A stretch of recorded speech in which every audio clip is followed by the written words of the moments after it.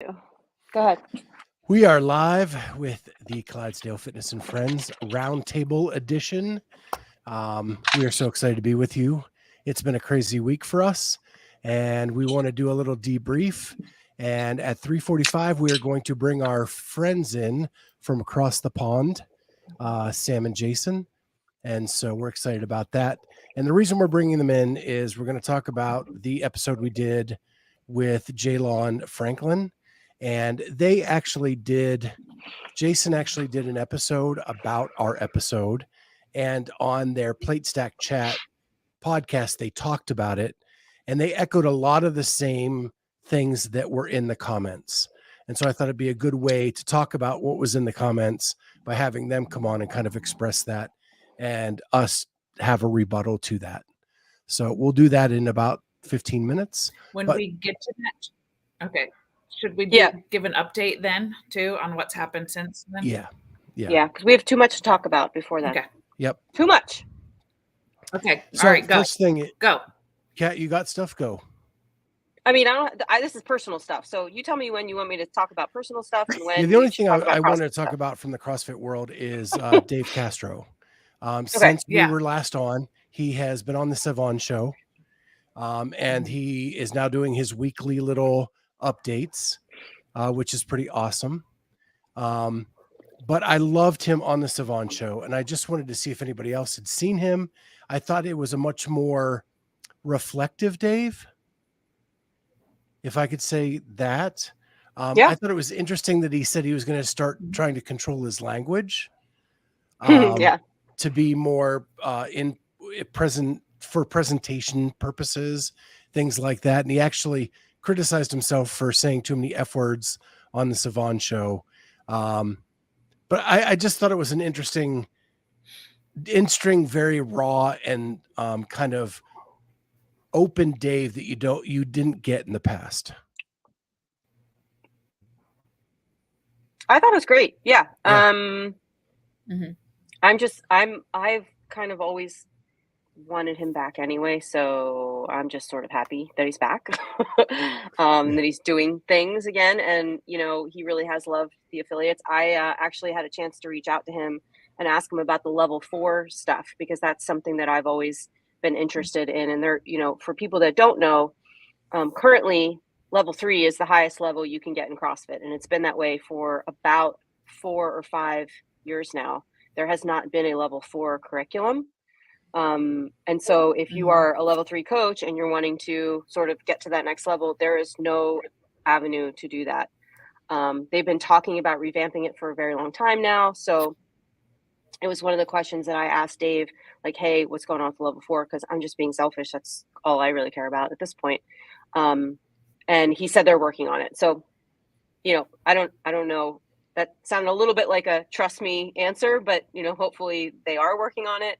And that's going to be something that comes out in the near future as well, because for them to have 4 levels of certification and for them to have not had a curriculum for that level 4 for so long, makes me even question the validity of the people that have L4s currently. And that's not a dig on anybody that's a level 4, that's seminar staff. But I think if you lose it if you don't use it. And if there's no sort of recertification process, and there's no, you have a lot of people out there now that are like CrossFit personalities that are level 4s that aren't in the gym and that aren't coaching, and they still get to keep their level 4 credential. Like, how good are they actually? If they're not practicing. If they're not practicing that. And, I'm sure there are exceptions to that, but, I have to maintain 750 hours of coaching, which isn't a lot, but I have to be a coach in order to get my level 3 renewed. They're not going to just hand it to me every 3 years. So, I was curious, I'd be curious to know like what goes on with that. And I think there needs to be sort of a recertification for those people that are just kind of hanging out there with their level 4s. And if they don't ever seem to expire, right? Like once level 4, always level 4. I don't know how that works, but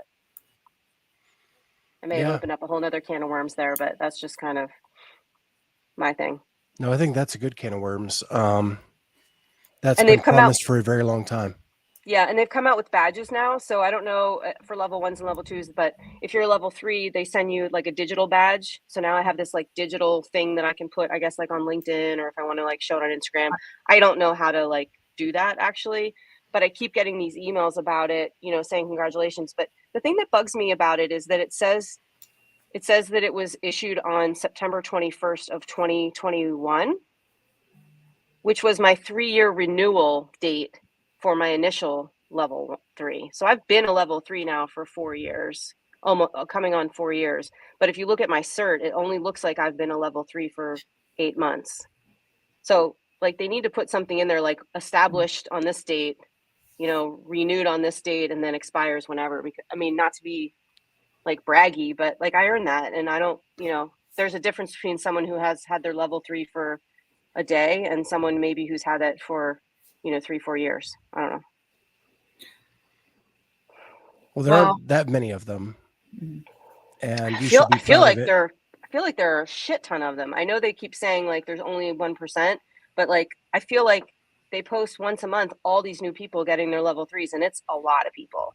I would venture to guess. I mean, unless there's so many people getting level 1s that the percentage just stays really low. Do you know what I mean? Because the denominator doesn't change, or the denominator gets bigger and so does the numerator. But I know there are way more people that have it than 4 years ago.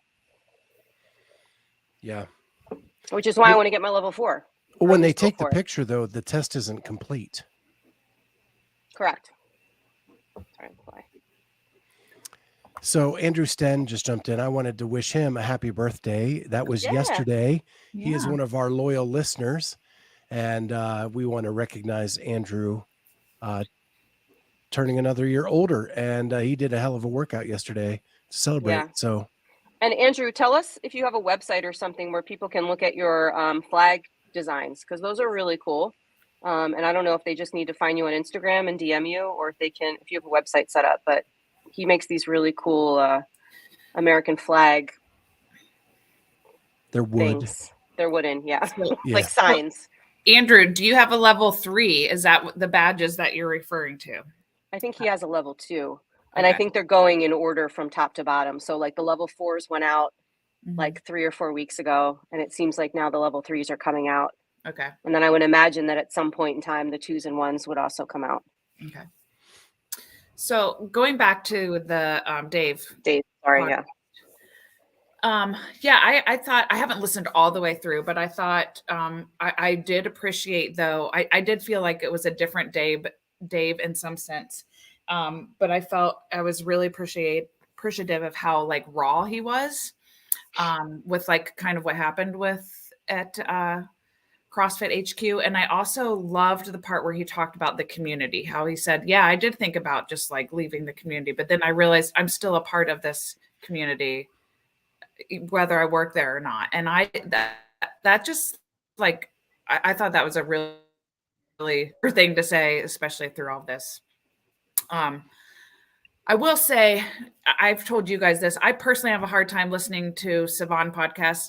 He just has a different style than I prefer. And I have a hard time kind of following along because I feel like he jumps around and doesn't give enough space for his guests to answer the question. So I just had a harder time with it, but I loved that Dave was on there and what he gave to it. And he definitely said if he's not going to be a part of the games, he will not be at the games. Yeah, that was likely. Didn't we talk about that in the roundtable last week? Yeah. Like, I wonder how he would feel about that. And yeah, as predicted, it would be a weird existence for sure. Yeah. But maybe things will change, and maybe he'll have a really big role with the affiliates that'll keep him sort of away from the action and still make him feel like he's a part of it. But I totally understand completely.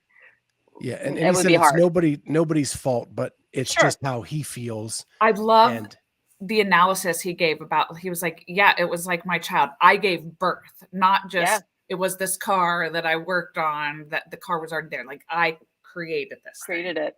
Yeah. I want to know who the mom is. Who the baby mom, or who's the baby daddy? Really? Yeah. Yeah, I thought it was really good, and I totally understand that. And he said that if he's not going to be there, he's not going to watch either. Like he just And not that he's not supporting everyone that's involved. He just can't be there. Me too, Andrew. Andrew said, I thought it was funny when he told Savon not to say they were friends. I did too. Like, yeah, let's not associate that part. Yeah. It was really good. Yeah. So what's going on with you guys? I just got back from the pool. I coached a lot this morning, and then it's beautiful today, not too hot. So I just went to the pool with my daughter, and now I came back here and going to do some jobs around the house. That's funny because after my workout yesterday, I climbed out of the pool too of my sweat. Yeah. I was going to ask you, Amy, how many jobs do you have this summer now that you're off from school? I have 536. Okay, so you're down one or two. Yeah, just one or two. Yeah, but this week, I mean, I'm coaching like full time this week because we've got two coaches out of town, and then I've got another coach that has COVID. So I thought it was funny that you were like, I had to coach to 5 a.m. and it's 1 o'clock and I need to take a nap. And I was like, bitch, I do that every fucking day. I do coach at 5 a.m. every day, but I coached 5, 6, 7, 10, 12. And so I was like, yeah, I get it. I know. But again, I have fewer side jobs than you, but yeah. That's great. Yeah, you're in the groove though. Like that's just normal for you now. Sure. For Amy, that's a different thing. Yeah. I definitely the first couple of weeks of that bore the brunt of the lack of sleep and delirium and all that kind of stuff. I'm definitely getting used to it now. I will tell you the story about how I lost my car keys yesterday. Okay. Before I opened up the gym, which I need my car keys to do that because on the car keys are the gym keys. Yeah. So there's a dumpster in my parking lot that's locked. It's the vitamin shop's dumpster. There's other dumpsters too, but that one's locked, and it's where I park my car typically. And the trash truck came at like 4:45, pulled up in front of me before I pulled into my parking spot, and he's dumps the trash out. He leaves. I park my car, and I notice that there's a trash bag outside of the dumpster because the nail salon that's next to me does not pay for trash removal, and they just put their trash bags next to the dumpster, and no one ever throws them away because the dumpster is always locked. Right. The only time it's unlocked is at 5 o'clock in the morning on Wednesdays after the trash man comes and dumps the stuff. So I thought I'd be a good Samaritan, and I walk over. It's 4:30 in the morning, and I'm got my bags and everything else, and I go and I throw the trash into the dumpster, and then I proceed to push the latch on the dumpster so that it's locked. How it locked, I have no idea, because seriously, physics does not allow a padlock with a hole in it that was already attached to this piece of metal. I pushed it forward. I should have been able to pull it back, and I couldn't. Whatever. Locked. I turn around. I go back to my car. I gather my belongings. I go to the gym. I can't find my keys. I'm like, where are my keys? Right? So I go into my car. I look all around. I'm on the floor, floorboards, behind, back, bag, pockets, bra, wherever, no keys anywhere. I'm like, mother effer, I must have tossed the keys in the dumpster. It's the only thing I can think of, right? Like they are nowhere to be found. So luckily my car was unlocked. I had spare gym keys made up when I first opened up the gym, and they happened to be in a backpack that happened to be in my car. So crisis averted, I can actually open the gym at least. And I'm just thinking the whole time, like at 9 o'clock, I've got to go over to the vitamin shop. This is like 5 a.m. 9, 10 o'clock, whenever they open, I got to go over there and like tell them what happened, ask for the dumpster key, and like go dumpster diving to find my keys. So I'm telling everybody the story, and we're all like, you can see from my open garage door, you can see the dumpster. So like we had full view of the dumpster all day, and we're, I'm telling everybody the story. It's hysterical. Oh, they're like, oh, good luck getting your keys back. Go to the vitamin shop. I have a client at 10 a.m. He's a little kid and he hates to work out. And I said, hey, do you want to go dumpster diving for me? And he's like, oh, that sounds fun. So we walk to the vitamin shop, we get the key, we come out to the dumpster, we walk up to the dumpster, we unlock the padlock, we open up the thing, he goes in, he moves the bag, my keys are nowhere. My keys aren't in there.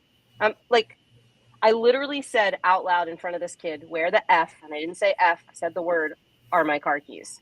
Like, there's nowhere they could be, right? Like, I only went from my car to the dumpster that morning before they disappeared. I take a step back, I look on the ground, and my keys are on the ground outside the dumpster. They had been there for like 4 hours, right? This is where all the crackheads walk around and like pee behind my building and everything else. Someone could have so easily picked up those keys, stolen my car, had keys to my gym, whatever. We both walked over them basically to get to the dumpster. Like the fact that we didn't see them, my keychain is purple. It's not, it doesn't like blend in with the pavement or anything like that. So only me would at 4:30 a.m. drop her keys, think they're in the dumpster, tell everyone they're in the dumpster, take, strides to go get them out of the dumpster, only to find them outside the dumpster.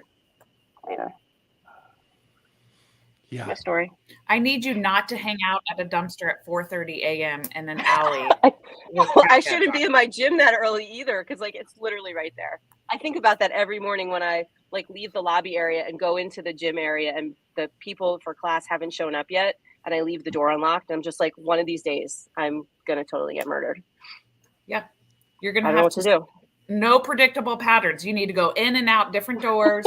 Don't let anybody follow you. It's got to be different every time.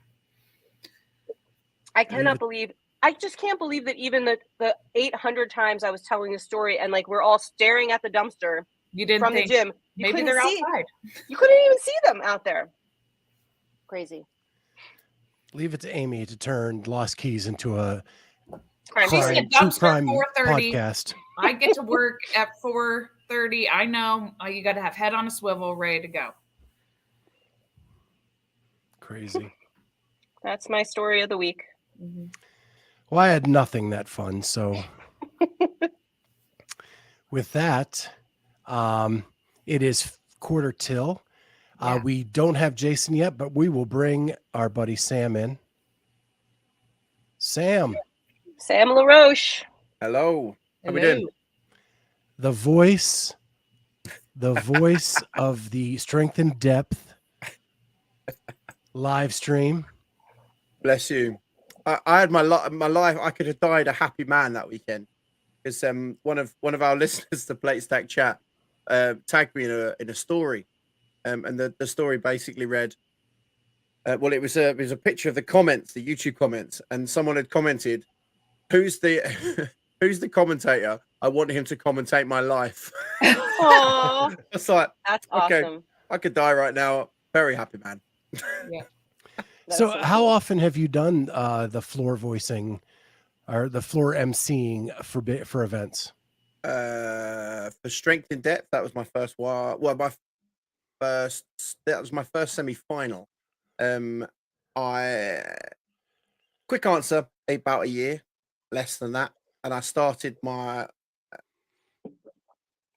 it's weird. Everything we talk about like pre-post pandemic, right? So I did like a couple but then this year I've only done a year's worth. Pre-pandemic, I did them for free at local boxes, and then was given the opportunity. It's quite a fun opportunity. Funny story, very quick one, if that's okay. I'll come on as if it's my podcast. Yeah, why not? Tell some stories. I do have my keys though, firmly in my hand, so just thought I'd get that one out. Yeah, there you go. Not outside a dumpster. Purple. Or a bin, as we call them here in England. Quick story about how I got into MCing at Strength in Depth. So I got into MCing at Strength in Depth through someone being in the toilet. So the MC was in the toilet and they wanted to start. And one of the head judges also is the head judge at a competition, a really small competition for raising money for a military veterans charity. And I did that for about 20 people. And he was like, "Sam will do it." So I thrust the microphone, thrust the clipboard, away you go. I was like, okay. That's cool. And I did it. And Ollie was around and was like, "We need to get him MCing." Ollie Mansbury is the guy who runs it. And and the rest is history, which is brilliant. So cool. Yeah. That's awesome. What does your hat mean? What's DFNT? DFNT, that is, in fact, the guy who owns it would love it. This is the Defiant Co. It's it's just I say it's just a brand. It's a good like brand. an apparel company? Yeah, an apparel company. A small one. One of my friends owned it. Awesome. But it was the closest hat to me. When we started, I was like, I can't go with a hat on. These are blanks that I'm hoping to put like something from my gym on. Nice. And literally there's like 5 of them, and I keep grabbing them for the podcast and then like taking them home and then leaving them at home, and then I keep grabbing them. I'm not going to be able to sell them because I've worn them all now. To be honest, if anything, it's probably worth more. All right, thank you. The asking questions at CrossFit. Well, yeah. What they call press conferences. That's it. Really interesting. Anyway, you can come on anytime, Sam. Anytime. The man of the moment has rocked up. Yeah. So before I have to jump off at 4, I want to get into what we brought you guys on here for, and then I'll jump off and the rest of you can keep going. And that is, we have Jason here as well from Plate Stack Chat and his own YouTube channel, and Jason CrossFit Media. Well, it's funny you should say that, Scott. I've never said the C stands for CrossFit. CF, right? CF. My surname begins with a C, so it might just be, Jason Croxon Fitness Media. Who knows? We've never put it out there. Oh, okay. We cover all bases. I made an assumption. But Scott has now, so. Well, Scott has now, yeah. Jason CrossFit Media. Official. Jason has So not. you may have made the assumption I'm hoping many other people make. There you go. Yes. The lawyers will be in touch with you, Jason, shortly, I'm sure. Can't wait. So we had Jaylond Franklin on Sunday now, and you guys reacted to it, and I wanted to have you on because you expressed a lot of the same things that the commenters expressed. And so I thought this was a good way to kind of get that out, kind of do a rebuttal show and talk about what happened. And I do want to set it up first as how it all happened. So it all happened on Friday night. I was actually laying in bed, ready to go to sleep, and I get a text that Jaylond is going to contact me. And I don't want to name that person, and he promised Jaylond the opportunity to have a fair and equal place to tell his story. So Jaylond contacted me later that night. I did not go to sleep. We kind of worked it out. We did a pre-interview on Saturday where I told him what I wanted to run through. He and his agents approved that format. And then we kind of went with that on Sunday. We broadcasted, and our intent was, and I said it at the beginning of the broadcast, was we were not there to give our opinions or judge Jaylond in any way. This was a news story, and we were just there to put the news out and give him the opportunity to say what he wanted to say. I was hopeful because we agreed to live comments, but we got none. Nope. And I was really surprised. I was hoping that would be the place that things would kind of take a turn, and we didn't have that opportunity. But the comments definitely did, and that's what I was hopeful for. The after the fact comments took that turn. I was hoping they would happen during, yes, but that's kind of how it happened. So let's talk about what you guys said. And I had a lot of people like message me personally and say, why didn't you ask XYZ? And I was like, because it was his story to tell. It was just my platform to be a part of. So, right. Yeah, I guess, I mean, on that side, like I really love, I mean, if nobody's visited my channel, like very much my approach is I'm not here to give you my opinion. I'm just here to say, like, these are all the facts that I have, from both sides, and you go away and form your own opinion. So I appreciate the kind of, we're not here to give our opinion. We're just letting him tell his story. So for me, in fact, the video I did sort of breaking it down wasn't, again, a critique on the interview. It was more just like, oh, when I heard this was the question that sprung to my mind. And I don't think, and obviously, I don't know how much your hands were tied. And in fact, I think Kat messaged me, because obviously you guys put it out late for me here in the UK. I put my video out and went to bed basically because it was really late when I put that out. And I woke up in the morning and Kat messaged me saying, I'd asked this question, like, these are the things in the comments. And I was like, okay, I see that. Like, it's not that you guys didn't think of the questions, but maybe your hands were kind of tied and you couldn't ask them. But saying that, I don't think it's unreasonable. And if they didn't let you, I think that is unreasonable, that you can't ask follow-up questions. You're not giving your opinion. You're just saying like, okay, you've just said this. Could you just clarify what you meant here, or why you've said that? And again, it's not giving an opinion. It's simply just kind of trying to get more information, because I mean, for me, the one question that I've mentioned multiple times was just I stopped taking it in March. Mm-hmm. And it's just so suspect. And it's the kind of thing where you're like, oh, why did you stop taking it in March? I just didn't really see I was getting any results. Oh, okay. Like a question asked and answered, brilliant. But not answering that question just opens the door to massive amounts of speculation, which is why I felt that it was more damning like doing the interview than if he just said nothing. If he just said nothing, said, oh, I think it's a tainted supplement and we're investigating it, you know, I imagine 99.9% of the people that follow CrossFit would have been like, oh yeah, we've heard this before. But you couldn't, you know, really drill down on it. Yeah, but I don't believe him. It would just be, well, again, it's, you know, another person saying tainted supplements.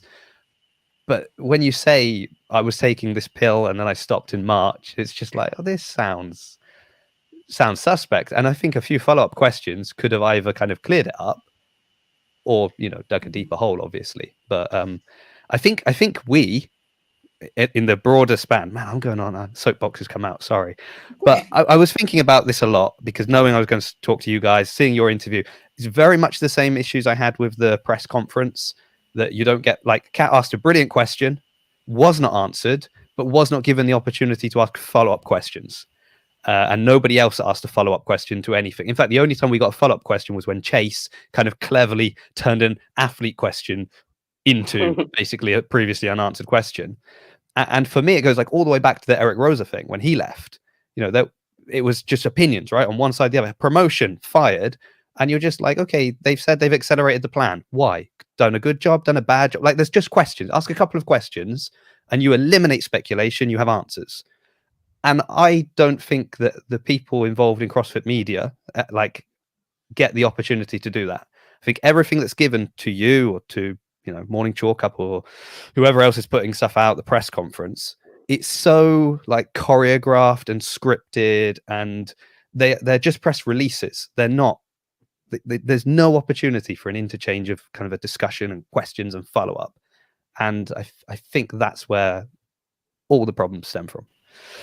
I'll put my soapbox away and I'll let Sam speak. I think that's really good feedback. I think that that's something like that could be front loaded at the beginning before an interview, saying, hey, we're going to ask some follow-up questions to gain, you know, more knowledge on it, but not as an opinion, but just to gain information. I think it becomes a fine line, especially in the moment. Does our follow-up question have a slant to it?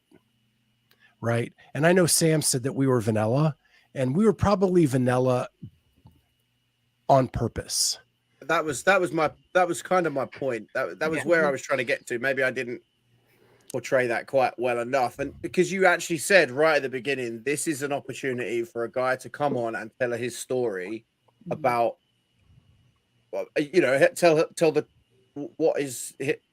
I don't like the word his truth, because there can only be truth. The narrative. But yeah, the narrative to tell, to from his point of view, why, you know, how he got popped. As Jason said, his channel is very much about fact. I'm all about opinion. That's not that I don't like fact, because I've done a lot of fact checking and fact looking stuff, and I've been going through the comments, like accidentally looking for Yash's comments in this one, and Bruce Wayne talking about tainted products and stuff. I don't buy that. I genuinely do not buy that. I did some sort of diving into GW 1516, which is seemingly what he popped for, and don't get that in supplements. Like, you don't get that in athletic supplements. It's not a it's not allowed to be in any supplement, and not even in the compounds that go into supplements, because it was pulled from testing in like 2007. So you're not going to find that in a supplement that you're using, you know, in sport. you're going to use that particular thing is enhances endurance and promotes fat loss. So you're going to get that in like a diet pill, essentially. That's what it was used for. It was used to, well, they started testing it as a thing to cure diabetes. It was to lower cholesterol, I think. Yeah, was what it was. Yeah. And so essentially, you're not going to get that in your average, in your average supplement. So the whole idea of it being tainted and stuff, and the thing has a half-life of 20 hours. So if you had 100% on day one, if after 20 hours you've got half that amount, and after 20 hours you've got half again. So I did a bit of math. Again, a bit of math. You'll love this. I did it literally pencil and paper. But I worked out. Charlie and I are starting to take this on Monday, by the way, just so you know, because it improves endurance and helps with fat loss. Yes. Yeah. They're going to see if they can become as fit as Amy, who's natural, and a level 8. Natty. We're going to do a little compare contrast. But I genuinely, you're being serious? I don't know yet. Okay, but she is kind of being serious. I'm being serious. After doing the research into it, I was thinking to myself, actually, this gives me all the benefits that I need. Right. Promotes. I'm being serious. Jason's laughing. I'm being serious. There's a part that says it causes cancer. Well, but there's speculation over that. It's just speculation. Don't worry about it. Tell that to the doctor when he says, "Oh, by the way, I think you've got cancer." They're like, "No, that's speculation, mate." I'm with you, Sam. It looked like the perfect pill for me. Yeah. I'm gaining endurance and I'm losing fat. See, the problem is, Sam, I always look at you as a potential games athlete, and I just worry that you're going to ruin your career by. You might pop. I don't have that problem. Well, 35. I worked it out that roughly 35 days would bring you within. These are quick, literally rough back of an envelope numbers, but roughly 35-ish days is going to take you way below the threshold. I got to dive out. Hopefully, my meeting got canceled, and I'll come right back. Okay, sounds good. See ya. Yeah, and that depends on your metabolism. Now that he's gone, tell me, was it me? Because as soon as I arrived, he said, "I've got to be off in 10 minutes." No. I'm just wondering. No, definitely not. He had a meeting. All right. But you're right, Sam. Like, you could be conservative and say 45 days, right? And stop 45 days prior to, and like cross your fingers and hope you don't have a weird metabolism that holds on to stuff longer than the published half-life, and then go from there. Yeah. But the other thing is that I was reading up about the military have a lot of people see it as a SARM, and it's not actually a SARM. It's a slightly different thing. But a lot what they're saying is that a lot of the guys in the US military tests don't pick up. So the standard tests don't normally pick up SARMs. So you'd have to have a specific test to pick that up, which is why some people take it. And even then, there'd have to be an incident where they thought there was drug taking involved for that to happen. So you could see why someone who was doing their special forces training might be interested in something like that. And he's back. Look at that. Yeah. Canceled. Good. So I just as a bit of context, why I think, as some of the guys are saying in the comments, Bruce, when it came across disingenuous, like I thought that too. I thought this guy has obviously got some form of script that some donut had told him to say. Well, it was almost as if. I think it's actually opposite of that. I think he tried to go unscripted. To come off more natural, to come off more genuine, sort of. I'm not reading from a. I think that was the mistake. Yeah, it's funny, is it? Because usually when you look at high profile sports, if there's been some kind of a scandal, quite often they would just come out and read a prepared statement, and they would just say, right, this is my prepared statement, and they would just read it, and sometimes have follow-up questions, very often not, and you almost feel like that's what like the Instagram post from the other team felt like, right? It's kind of like, here's our prepared statement, we're just putting this out there, and then you do with that what you want. I like that. I think it's a good step that athletes are coming forward, that you can have these conversations. But if you're going to have these conversations, you've got to have these conversations. You can't sort of come on and say we're having a conversation and then just not, basically, and just be like, we're having a conversation. You're not allowed to ask me any questions I don't want to be asked. You've got to have it sort of like planned out what we're going to let you say. Right. But then I still find it shocking that was planned out, what you could say with your agent, because I almost felt like, oh, who's representing this guy? They really should have stopped this, because this is not a good look for you. And to hear that they're there and they're like, pushing this thing almost, I thought was kind of madness, to be honest. I mean, unless he was so innocent that he was like, let go, because, tell your story, because you are going to show how innocent you are. That would make sense. But this, maybe it backfired. Maybe, I don't know. It all felt a little bit strange to me. That was all. Well, if you remember, I said we had a pre-interview with him 24 hours ahead of time. Was that different? I'm not going to say it was different, because I don't want to talk about what we talked about there, but I would think that someone would have that much time to prepare would come off less indecisive in his comments. Does he have someone? You're saying that he has an agent, because my straight up assumption was he doesn't have an agent. He doesn't have anyone looking after his PR. He does not have an agent now. He did on Saturday. Okay, that says a fair amount about. I'm guessing his agent said, "Don't say this, don't say this, don't say this, don't say this," and he went, "I'm gonna say this, I'm gonna say this, I'm gonna say this, I'm gonna say this." They're like, no, I have a question for you, and you can feel free. And this is what I would tell anyone. Like, if I'd been, you can feel free to say no comment, and then I'm free to make my assumptions. Did he have an agent, or did the team have an agent? I believe he personally had an agent. Okay, and that agent wasn't representing the other members of the team then. No. Okay. Because you have to remember, he was training as an individual.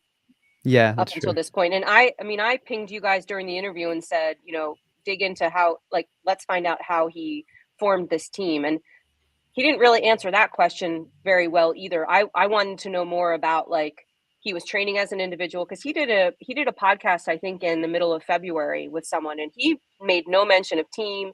He made no mention of training at CrossFit Shoe Fly or anything like that. So it was interesting to me that he was even on that team. And that was kind of what I was curious about, how did this even evolve? And I don't remember exactly what he said, but it was kind of like, oh, they reached out to me and I went on their team. But I wanted to get more into well, I was really training to be an individual, didn't make semifinals, and maybe he did. I don't know. I didn't even look at his stats, but that's always interesting to me when people go from individual to team, and why.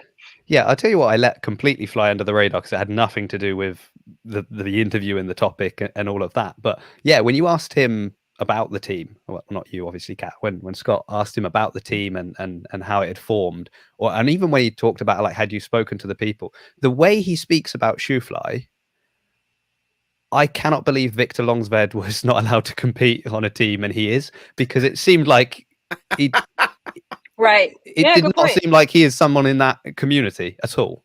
It was sort of like, oh yeah, I know the owners. I'd hope you know the owners. Bare minimum, you should know the owners. What's going on? And so, I mean, it doesn't matter. You've already been disqualified. But I just thought that was another kind of. It's just, I guess it's that thing where you start knocking a little bit down, and then you see more and more cracks appearing, and you're like, well, this is all a little bit suspect. But but as I said, it had nothing to do with that issue, so I didn't even mention it. But it definitely, my spider sense started tingling when I heard that. This is interesting. Yeah, it's funny because I did not know Jaylond before Friday night, other than watching him on the floor at the event. I knew one of his teammates. I've known her for a couple of years, and a lot of stuff has come out. I don't believe he was an original member of the team. I think the team formed last fall, and at some point, Jaylond replaced one of the men. And I think that was and this is all rumor and speculation because I do not have confirmation on this, but I don't believe that was both parties saying this is a good thing. I think they kind of booted one guy and brought him in. I wonder what he thinks now. Right. and since this, another teammate has popped. On Shoofly. I thought I saw that. I have not seen that. I thought I read that. Ooh. That's why I'm saying that. All right, let's look that up. But let me address Bruce's question here. Was he a part of the Army fitness team? So his team was CrossFit Shoofly, but he had just been accepted, I believe, as part of the Army Warrior Fitness team of athletes to represent the Army in CrossFit, if that makes sense. So the team wasn't an official Army fitness team, but he was going to become a member of that fitness group. I hope that answers your question there.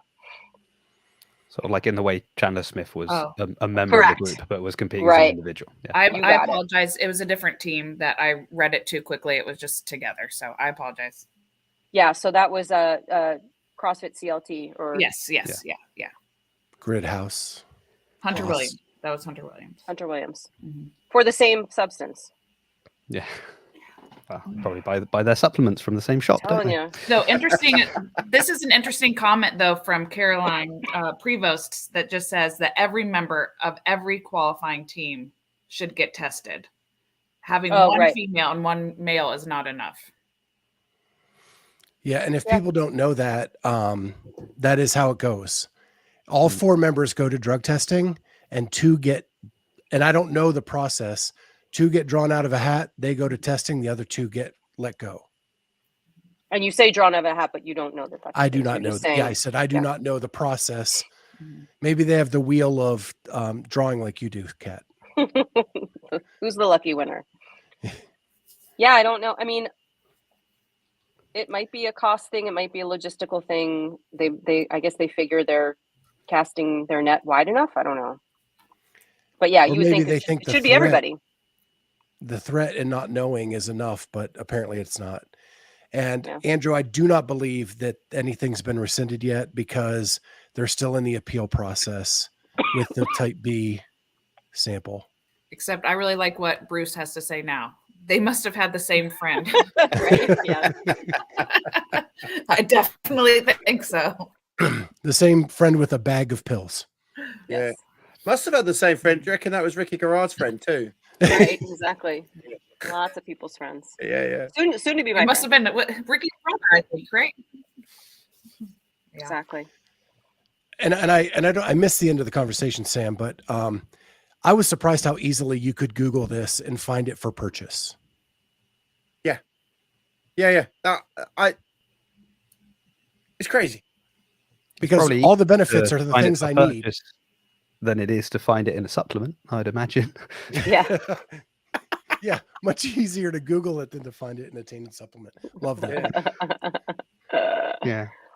Well, while we have you guys on, let's talk a little about some other stuff just for fun. I wanted to get to Bruce Wayne asked a question earlier, just to change gears here, if you don't mind. What do you guys think of TDC's weekend review? You seen it? I've seen 2 of them. How many has he done? Has he done a third or just 2? I think Monday was the last one. Yeah. Seen them. Has anyone else seen them? Am I the only one that's seen them? Yeah, no. I've seen them. You're not really working in the CrossFit media space if you haven't seen like the main guys.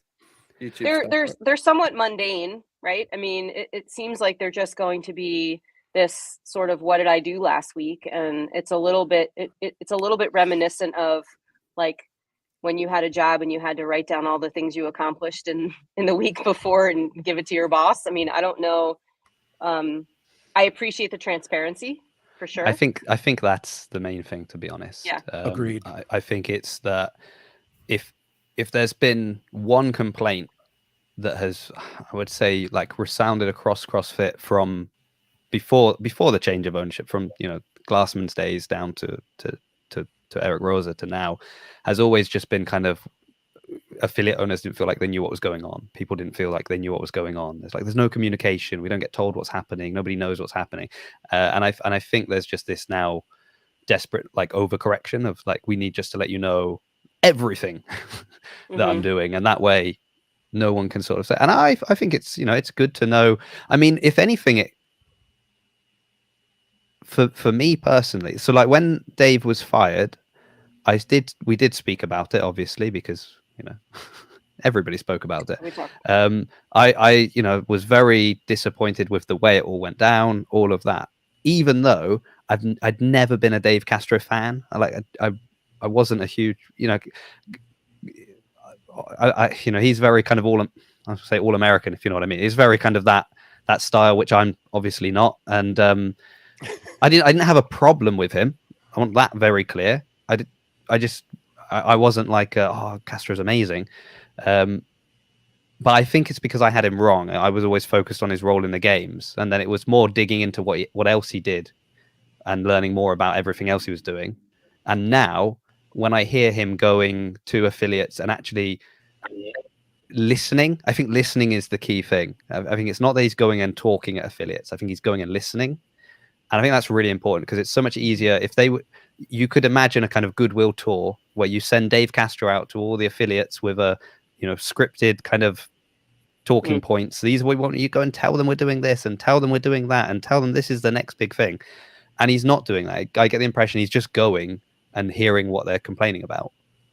And then who knows what he'll do with that information later. But I like that. And actually now I think I like Dave Castro much more now than I did even before he was let go. So Jason, how long have you been in CrossFit, the circle? Like 6 years, maybe 6-7 years, not that long. Okay.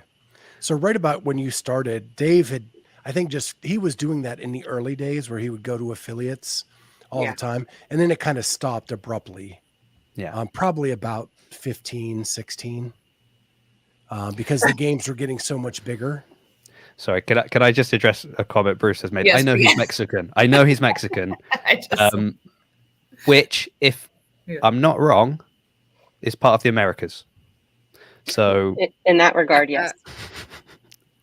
And I think you know what I mean. Like he's yes.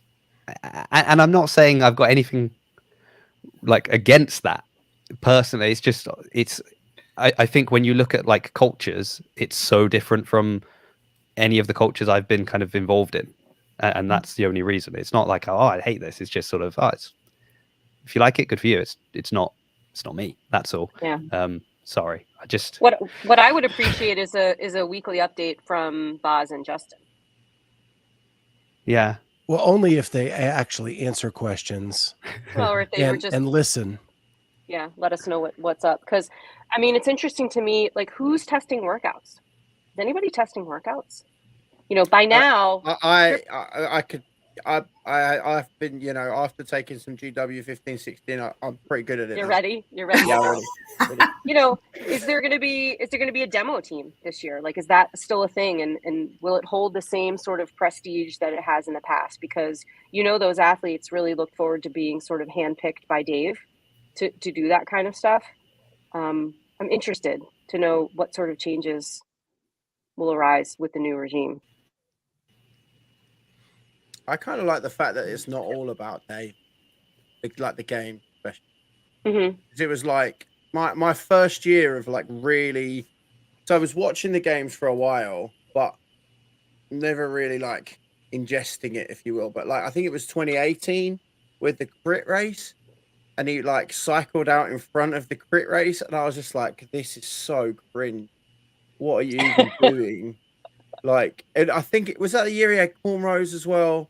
I was like, dude. No, I think that was the year before. The year before he had the cornrows. That was 16. Yeah, anyway, I'm mixing games this together now. It feels like that long ago. But I like the fact that it's not the Dave show anymore, because I think that makes it more professional. I think it makes it more of a professional, because you don't see. I mean, the Olympics is different because it's a whole bunch of events. There's not, but I know Jason loves it when people compare the CrossFit Games to the Olympics. Yeah, so. I love that that's the go-to. Like this fledgling sport that's so new, and let's compare it with the oldest known sort of continuous event Exactly, we but could the World imagine. Cup. Okay, so the World Cup. So the NBA. You don't see like the creator walking out in front of everybody going, "Hey, look at me! You know, this is what I did." And I love Right. when he was on. I watched the Savant. I'm sort of you, Amy, about the Mhm. Savant show that you said in the beginning that Yeah. it's hard.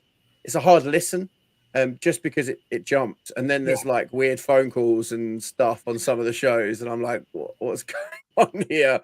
Bring back or Dave. Yeah. Yes, Bruce Wayne. I'm okay with it not being the Dave show as long as it's not the No, shit show. I don't. Yeah, those were my thoughts exactly, Kat. I think it would have been cool if it was like highlighting the athletes more this year, if CrossFit had their ducks in a row. But it has been a complete shit show this year trying to pull this off. Well, I found it very strange from the very beginning because it's like we've got rid of Dave, but we're going to do all the Dave things. Yeah. Like, well, just Right. Yeah. And at this we were point, getting rid of Dave to make a change, Yeah. and we're doing everything the same, but worse. Yeah. But I think Mistakes.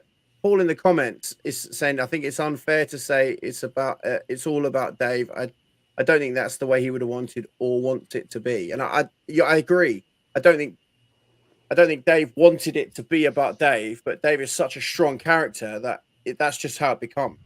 It's not. That's the intention. Is not. You know, people think, oh, that's a cool idea. I'll cycle out in front, and then like they can all go after, and it'll be really cool. And I think that is a great thing to happen. Like, and it's a really cool idea. But then, unfortunately, it does just become about Dave. It certainly felt like it for me. Maybe it didn't feel like it for people who were there or people who weren't watching. But I don't know. I wonder if you go and maybe the Clydesdale team can address this far better than I ever could, because I know you've been to the games, you've sort of you've watched it in person, and I wonder if in person you get that same vibe of it being so much about Dave, and the reason I ask is because I think the media is very often to blame for the heroes of CrossFit or who gets the focus. And I will always go back to like when we didn't know who Tia was. And, Tia was absolutely destroying the games. Yeah. And nobody cared because we only cared about Sarah Sigmund's daughter. Right. They didn't show the whole field of who was doing 2 years in a row, she like crept up on them. And like the first year, I get it. You didn't know who she was. Fair enough.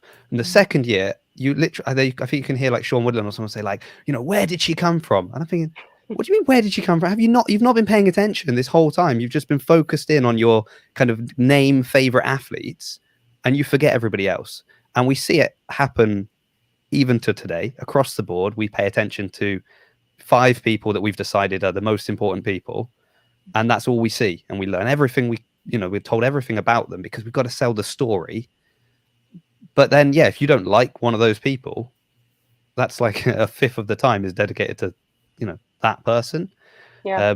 And I think it's the same thing with Dave. It was sort of like, oh, we've got to have Dave, whether they're painting Dave as kind of the bad guy who's sort of trying to torture these athletes or the world's greatest programmer or whatever the narrative they want to spin is. They're the ones putting all that focus on Dave. And I wonder if you're there in person, just in the stands, watching the events, whether you'd focus nearly as much on Dave. No. Yeah. I would say no, because I would see him, he would be in, like the media pit, like watching the event. And it wasn't that we were focused on Dave. I mean, it was cool when he would walk by, but it was really, you got to see him behind the scenes of like running and checking things and watching things. To me, it never felt like it was the Dave show when in person. Yeah. When I saw the games in Carson as a spectator. This was before, any podcast or anything like that. And the only time I remember seeing Dave was when he married that couple in the tennis stadium, which is also kind of weird, but that's the only, and I remember maybe after one event, I saw him like tossing hats up into the crowd, like getting them signed and things.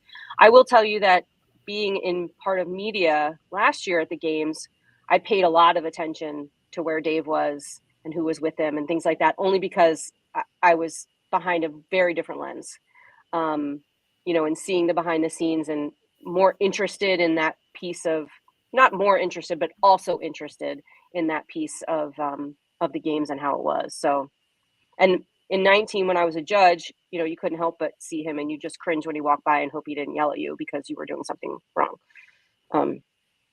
So yeah, those are like all three visions combined. Let me ask you this, Jason. Were you at Strength and Depth? This just gone. Yes. Yeah. When you're there live at an event, isn't it kind of like you get to tell your own story? Because you're at the event, you get to watch what you want to watch, and it becomes your story. And that's what I love about live CrossFit. When you're watching on the stream, you don't get to see everything. So you have to take the story they give you. Yep. Yeah. So I well, was your working... experience was much different at Sid than just spectator, right? Yeah. So I was working as a spotter for the live stream.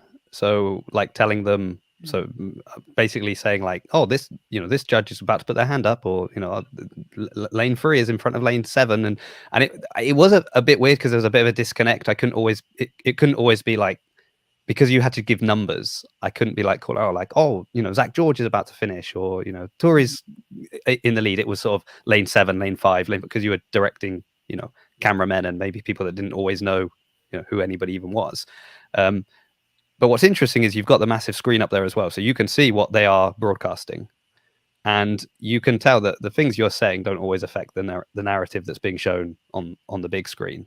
And definitely the athletes that I found very interesting and was supporting throughout the weekend were not always the athletes that were getting attention on the big screen. And if you don't know, Jason loves Helga Dotter. Yeah, massive Turi fan. Because again, it's a perfect example of someone who is incredibly consistent. She's been at the games so many times. She's performed very well at the games. She's never had that kind of big break the same way Annie, Sarah, and Catherine have. Yet she's incredible. Like comparatively, she's the most consistent. Yeah. And she gets almost zero attention. And with the small interactions I've had with some of them, she's by far the friendliest, the nicest to speak to, in my opinion. But maybe because I was heaping praise on her, I could be that. But it wasn't until she got 2 event wins in a row that finally we started paying attention. And when I say we, I mean everybody apart from me, because I was already paying attention. But the crowd in general. But yes, I definitely think when you're there live in person, you see the whole field. You see interesting things that people miss. And yes, and there are things I think, especially when you go back maybe and you watch bits on the live stream, or you see people make videos and you read comments and you're like, yeah, there was context here that you've not seen. There are things going on that just didn't appear on the stream, and that's always interesting as well. Right. Yeah, it's funny because like Kat and I were at Syndicate, and then we would do a wrap-up show with Charlie and Amy, and they would have different stories from the stream than we would from having been there live. It was almost like we watched 2 different events. Yeah, at times. And I'll tell you, from being behind the curtain there, CrossFit media, the actual CrossFit media, only interviews the top 5 athletes. Yep. Mm-hmm. They don't. They don't if you're even, in 6, they don't even that. pay attention. They don't even do that, and that's not a criticism either, because I think that's important, right? Mm-hmm. At Sid, they were only interviewing the person who came first, maybe in each event, maybe the person who came second, but you only have a certain amount of airtime, right? So you can't do everything and be with everyone. I know I talked a little bit about this on Plate Stack Chat, but I'm guessing you guys know Rothy and Eric. Rothy's I know who Rothy is, but head of we've never broadcast, met. and Eric's was the producer at Strength in Depth, and they were really, really lovely guys.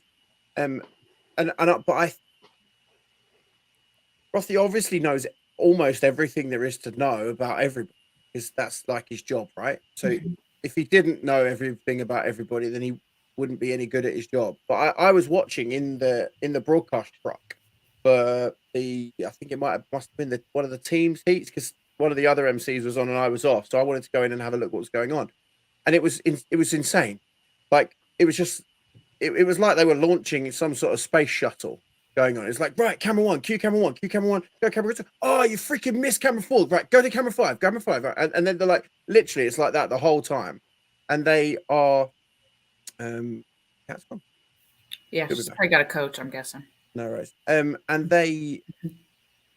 then at the end, they were like, whoa, yeah, that's amazing, you know, and then did the high fives and all the sort of American stuff that you guys do. And then, but the thing, it's obviously a deliberate choice to pick some athletes to follow, but I don't know whether that's because, certainly for strength and depth, because he didn't necessarily know who all the athletes, which athletes were going to be the best one, for, like at the outset. But I think, I think that's important, having someone in who definitely knows. So like Solveig Sigurdardóttir, who was there, was obviously going to do well. You could see that before. And Thury as well. Obviously Emma McQuaid and Jacqueline were sort of head to head for that top spot for most of it. And you know, and that's they're the stories, but there are also other stories. But there was a lot on Castro David's daughter, and she came 18th in 2 workouts, right? Like out of 6. So, you know, if there were plenty of other people who came 18th in 2 workouts and they got 0 coverage. Yeah. But because of her history with the game, that's, you know, and with European CrossFit, that I guess she's maybe earned that. But I guess it tells a story, you know, but maybe it tells it in the wrong way. But it's interesting because I know we're totally getting off on a tangent, but like even when I go back and watch like the documentaries, it only tells a narrative of the certain athletes and not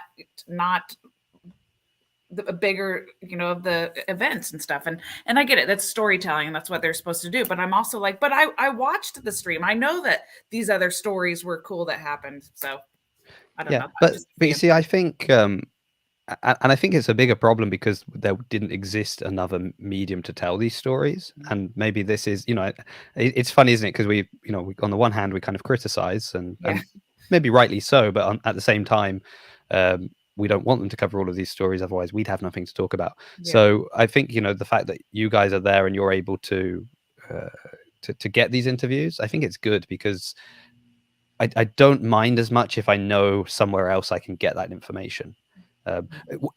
Contrastly, like at the press conference, it irritated me that half an hour was dedicated to stuff the athletes I've heard say on other podcasts. So I'm like, this doesn't, like, I don't need a press conference to know what it's like for Brent Frykowski to train on his own. I'll go listen to Coffee Pods and Wads and hear him talk about it for, you know, half an hour, as opposed to a question here. I've got Bosman. I want to know all these elements about the games that I don't hear somewhere else.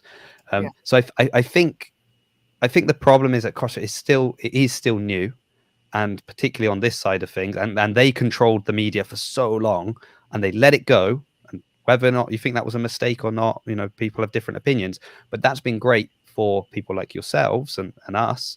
Sure. And I think the problem was that they let it go and it almost immediately went to morning chalk up. It was like, we don't control the media anymore. We've given it to this one other company kind of thing. Yeah. And I think the more people that get in, and I would circle all the way back to like your interview that we were talking about at the beginning. I think it's good to have like, oh, I know if I go on Clydesdale, they're going to treat me nice. And the questions, you know, the questions will be the questions we've agreed, and they're not going to put me on the spot. But I think when we look at like talk shows or interview shows in mainstream media, you know, you'll have those kind of chat shows or the talk shows, but you also know like, oh, I really want to see this person go on that show because that person will really grill them.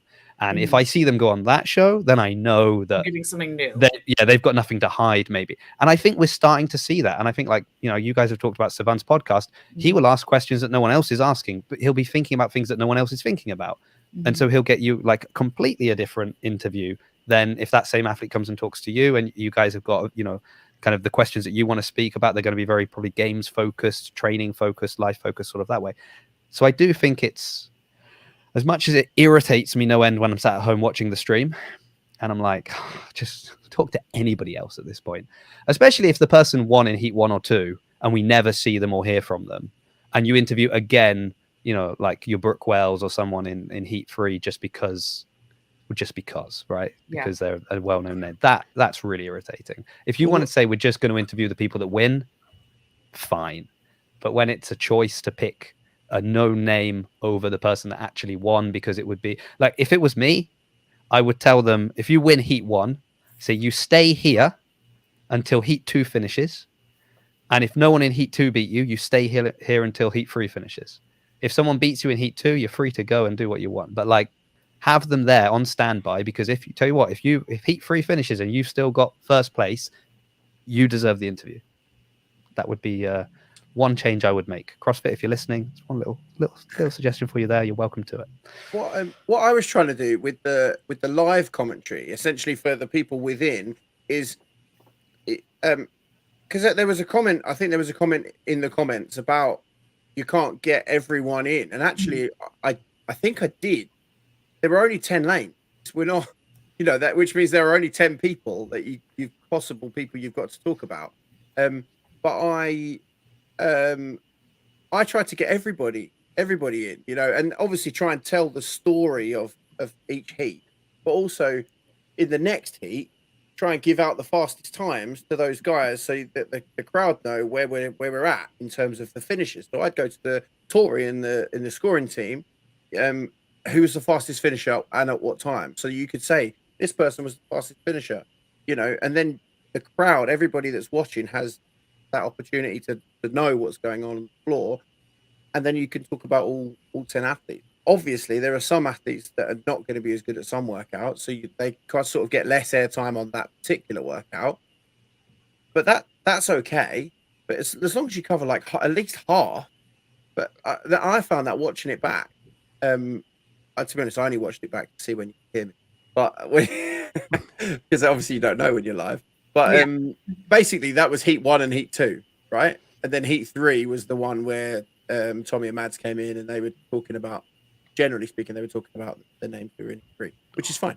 But yeah, I think it's important, as you say, like, and as people are saying, it is important to talk about all of the athletes, and as Jason was saying, like, keeping the winner there, to the winner of the current heat, or the current winner in the booth, to go, we want to interview you because you're amazing.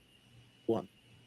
Yeah, I think I just want to kind of wrap this up with that's an excellent point, because at Syndicate, the guy who set the world record, Spencer Airy, in the rope climb event, was the winner out of heat 1. And we were lucky enough to get an interview with him coming off the floor. Now, I was back in a tunnel with very little light, and you can't really see his face because we're not like part of the media team there, but we got it. And it wouldn't be that hard to just interview the guy coming off the floor that won each event, or the female that did the same. I also agree with you, Sam, on the Katrin Davidsdottir point, right? She gets so much screen time, and she was never really a big threat to make the games. Right. Maybe the story about when she comes out and she takes first on that event, like, great, like, you had a rough start, you did great on this event. Let's hear how you feel at this event. But yeah, I agree. But going into the final heat 6, I did some quick maths at the time, and if she won that event and got 100 points, and you didn't yet give points to anybody else, she could come 4th. But of course, everybody has to get some points, even if it's the lowest point. So at that point, you just immediately, so like, you build this drama that just isn't there. It's not there. There was no way she could get to the games at that point. And yet we've got a, anyway. Yeah. Well, guys, this was so much fun. I really do appreciate the feedback. Seriously, I'm open for it. Yeah. And just so you understand where we're coming from, and this is our opinion show, like, this is where we give our opinions. But in that case, and this was our first big kind of like breaking news that was not necessarily of the good kind. So it was our first time through, and we definitely learned. And we'll probably change some things if we ever get that again, for sure. Yeah. I think the fact that you didn't burn him means you'll get it again, right? You deliberately didn't burn him live, and I said that a lot of times on PlayStat chat. Like, you deliberately didn't burn him on multiple times on live on YouTube, which I think was really kind of. And it will always be, if it's a news story, not to burn him, right? Yeah. Let him burn himself if that's what he wants to do, right? But we could ask more follow-up questions without a slant. Yeah. But I do agree though that it was like, and I think I said this in my video, like that would have been a really tough interview, because you do have to think as well. Like it's easy to sit at home and watch it and think, well, this person, but it is a person. It's I'm doing a lot of work at the moment with the adaptive athletes and, people making accusations and things. And you've got to remember that this is somebody's life. If you're making this accusation, it's not the same as saying, hey, that was a no rep. Like this is, you're dealing with somebody's life. So I absolutely, you've got to show some empathy and be gentle and kind and I think you guys did do a great job. And actually I was, when I saw the thing flash up, it was like, oh, breaking news, this and that. I mean, that's why I went and watched it. And, I felt really bad to make a video about it, to be honest, because it was only like the previous week that I'd been the subject of a Hiller video. And when I saw that, I was so anxious and I was like, oh, I hope they're not going to take this the same way. And I've had time to think about it now. I will say that the story did change a little bit from Saturday to Sunday. Right. And I think that's become probably evident now that the agents have left him and things like that. And so that caught me off guard as well, because there were changes, and then you're trying to tweak on the fly. You're trying to communicate with your co-hosts through text. There's a lot going on. And people probably don't know that, like texts were flying during that interview, and then you have to make split seconds decisions. Do we go this way or do we go that way? And we played it safe. Yeah. That's okay. I have 536 jobs. This is like the not my main one. Yeah, no, I appreciate it. For real. But even from just chatting about the other stuff, this was a blast. Yeah. We're going to have to do this again. You'll have to come over to us. We'll have to have you over on Plate Stack Chat. I don't know whether the times will work out as well. Oh, Kat's done it, so it must be feasible. Yeah. We've tried all different times, because I've jumped on your lives before. Oh yes. I always seem to jump on when Sam's by himself. Yeah. Sorry about that. When the others can't be bothered to turn up. But that was all about good news that week. So, it was. That's why I made sure I was late today, just so you know, it's not anything personal about Sam. So I'm the same as Amy. I'm like, I've got a million things to do, and I already have to apologize to my wife and kids on a daily basis for the amount of time I spend doing this stuff. So I have nothing to do anyway. So I don't do anything else in my life. Yeah, my kid moved out, and my wife just barely likes me anymore. So yeah. Well, at least you have this. Go take your PEDs and go do some fitness, Sam. All right, guys. We'll catch you guys soon. Going to go ahead and end the broadcast, and we'll see you next time. And hey, tune in Sunday. We have another Sunday with breaking news. Games rookie is on the move. Oh, and you're going to hear about that on Sunday.